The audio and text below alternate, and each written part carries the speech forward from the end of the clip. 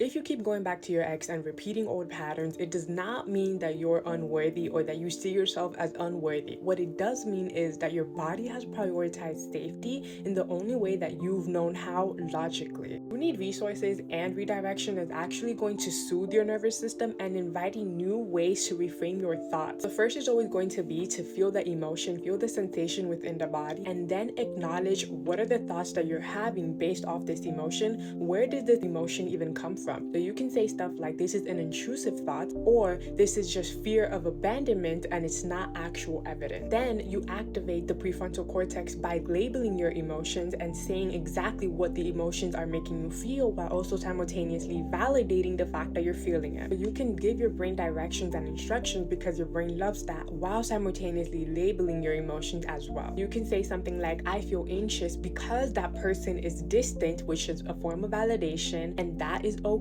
but I don't have to act on that fear. This is mostly about anxious attachment style. So you can also say something like, I feel afraid of losing him, and that is understandable, or her. Or you can say, I'm scared because this connection matters to me, but I'm not in danger right now. And that is a gentle way of reframing out of the idea that you are going back to your ex or repeating patterns because you're unworthy. Because I feel like that overall is just feeding more shame and participating in the same old pattern. Fear softens when it feels understood, and even a secure attachment style will still feel the same feelings, just not at the same intensity that an anxious attachment style would. So it's not about not feeling at all, it's about changing your approach when you're met with this emotion so that it doesn't override your behaviors and your decisions. So the next is containing your fear. If you are thinking that the person is going to leave you, you want to tell yourself something like, you are allowed to not know this today, you are allowed to now solve this today. Then you can remind yourself about the truth of the matter, as well as providing gentle self-talks like,